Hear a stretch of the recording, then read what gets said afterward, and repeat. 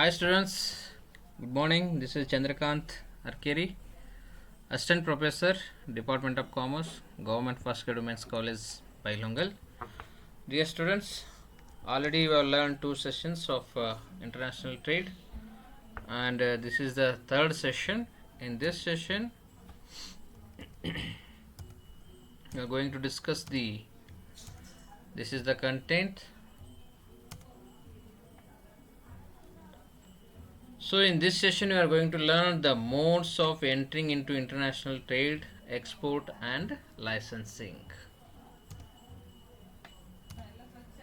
Okay, modes of entering into international trade.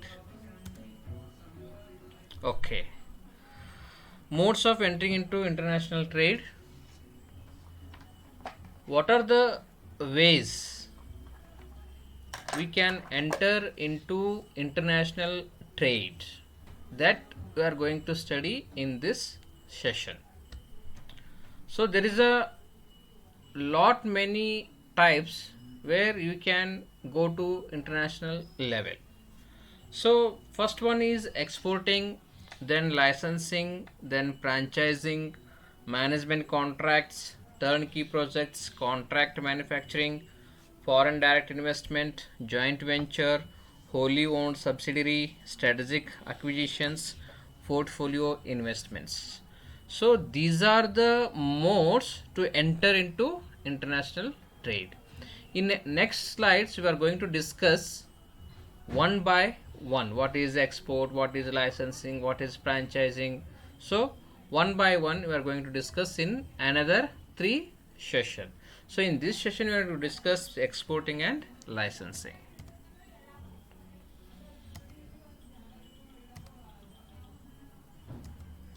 Okay, exporting ಏನಪ್ಪ exporting ಅಂದ್ರೆ what is the meaning of export? Exporting is the easiest mode of entry into international business. Therefore, most firms begin their international expansion using this model of entry. Exporting is the sale of products and services in foreign countries that are sourced from the home country. So, selling the products and services to another country, it is called export. From India, you are selling the products to Saudi, Singapore, USA. So if you are selling our products to other countries, it will called as a exporting, and this is the first mode or easiest way to enter into international trade.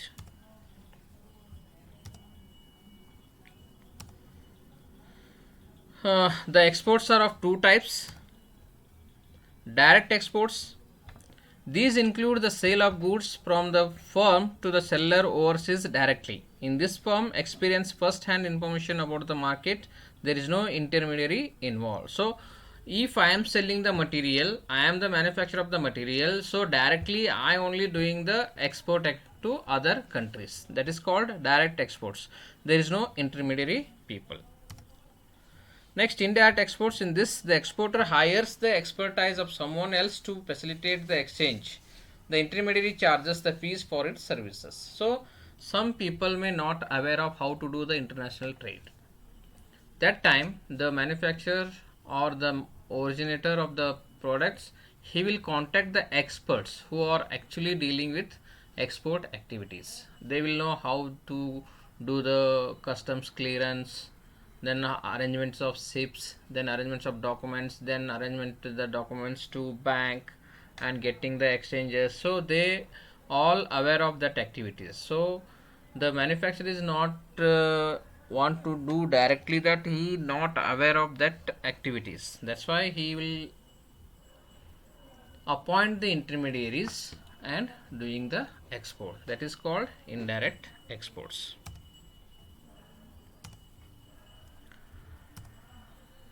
Next, there are several types of intermediaries. Manufacturers, export agents who sell the company's products overseas. He is taking the material from manufacturers and exporting the materials. Next, manufacturers representatives who sell the products of a number of a number of exporting firms in overseas markets. So many manufacturers are there. He is collecting the materials from different manufacturers and selling the materials to other countries. In manufacturers export agents, what will do? Only he will taking the material from only one company. But in manufacturer representatives who sell the products of a number of exporting firms in overseas markets. For example, manufacturer representatives, he may buying material from Tata company also, Reliance also, then Ambani group also, then some other Adani groups also. Then he is exporting the material to other countries. Export commission agent who act as a buyers for overseas markets. So commission base, on the basis of the commission, these people are doing the overseas businesses.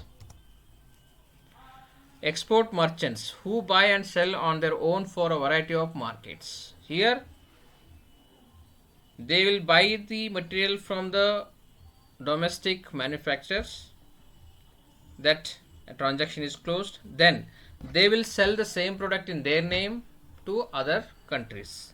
They are called export merchants who buy and sell on their own for a variety of markets. Here the manufacturers is selling the material, that activity is closed. After purchasing material from the manufacturers, the export merchants, they are selling that same products to other countries.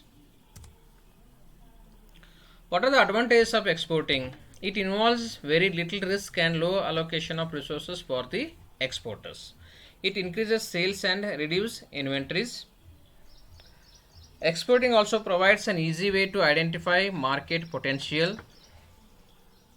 It establishes recognition of name brand. If the enterprise proves unprofitable, the company can simply stop the practice with no diminution of operations in other spheres and no long-term losses of capital investments. So these are the advantages of exporting. Disadvantages of exporting. Exporting can be more expensive because of the cost of fees, commission, export duties, taxes and transportation. So compared to domestic, this is little bit costly. Exporting could lead to less than optimal market presentation because of inappropriate packaging or promotions. So to do advertisement in other countries is very costly. Then packing should be according to the other countries' norms. How the other countries are requesting the packing, like that the exporter has to do the packing. Otherwise the person who is sitting in other countries can reject the material. So these are the disadvantages of exporting. Then disadvantages again continue. Exported goods could also be lacking features appropriate to specific overseas markets. Sometimes what happen, the overseas market person or the buyer of the material wants some specific products, but our manufacturer is not able to meet that expectations. Additional market share could be lost if local competition copies the products or services offered by the exporter. So if the other competitors are copying our products, that time it will be a losing of market share in the international level. The exporting firm also could face restrictions against its products from the host country. So some restriction, if other host countries means other countries who are importing the material or who are buying the material from our country. So if they are putting some restrictions on the products and also, that time it is very difficult to do the export, and you are manufacturing for the exports. For example, when the pandemic is happened, you stopped purchasing from the China. So China's manufacture lot of things in their country. After pandemic, we stopped purchasing those. So that time the material, the inventory cost and manufacturing cost will get increased. So these are the disadvantages. Some restriction is putting on export, then that will be a problem for the home country. Okay, now licensing. So this is the second mode how we can enter into a international trade. In this mode of entry, the manufacturer of the home country leases the right of intellectual properties, that is technology, copyrights, brand name, etc. to a manufacturer of a foreign country. The license is granted for a predetermined P. So here what will happen in licensing? You are taking the license from other countries to manufacture the products. Technology, you can get the technology from other countries, or you can get the copyrights or brand name like Skechers shoes, Nike shoes, Adidas shoes. So on their brand name you are manufacturing and selling the products in India. So you are using their brand name and paying the predetermined fee for that. Maruti Suzuki is getting technology from the Suzuki company, so for that you are paying the fee for their technology you are using to manufacture the cars, and you are paying for that.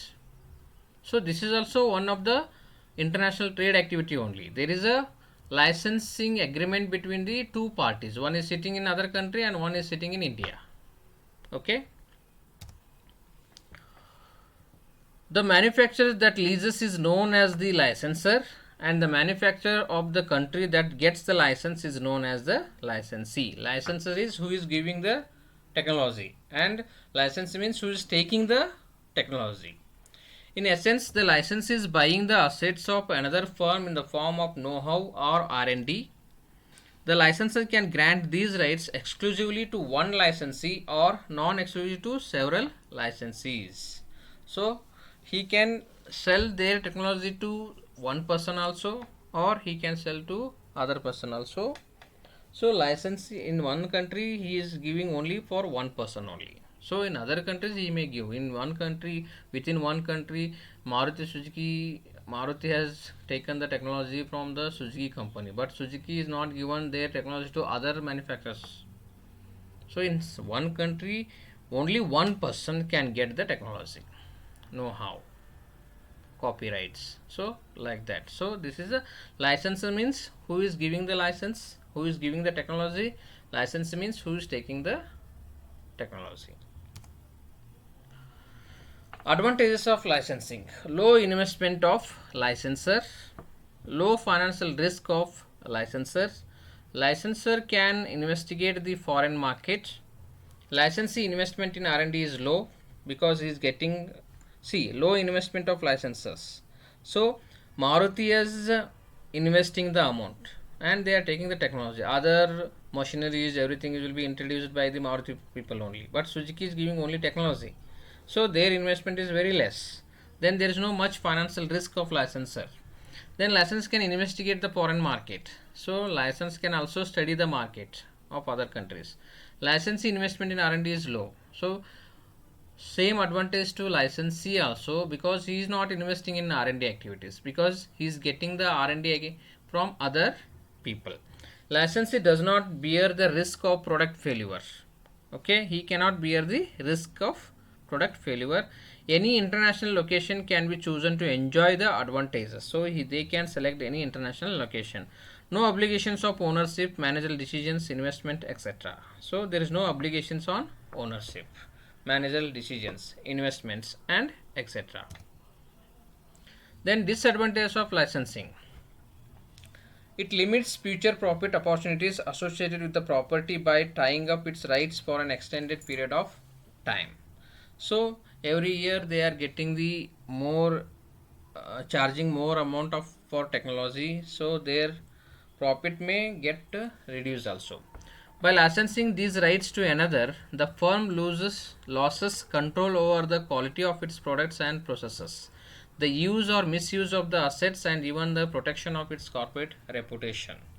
So if they who are getting the technology from other countries, if they use that technology in a proper way, that will be advantageous. Then if they not using that technology and misappropriating their technology, then it will be a problem for the licensor also. Both parties have to manage product quality and promotion, so both should be very concentrative in improving the quality and improving the promotion activities. Then only this licensing can enjoy. one party's dishonesty can affect the other. So if there is a dishonesty, then it will affect to both the parties. Chances of misunderstanding, this will be there. Then chances of trade secrets leakage of the licensors. So sometimes if there is a conflict between the two parties, that time the secrets can be leakage, but this will not happen because there is a good rules, laws or regulations are there in WTO, World Trade Organization. So according to that, they have to enter into an agreement. They cannot leak their technology to other people. So some disadvantages we have mentioned and we have to read it, but nowadays it is very difficult to malpractice in international trade. Okay, so this is the third session. In this session, you have learned the modes of entering into international trade. In that, you have learned export and licensing, and remaining modes we are going to learn in our next session. So this information is the source is https commerce.iats.com, mode of entry into international business. My dear students, you can also check this information in this website. Okay, thank you very much.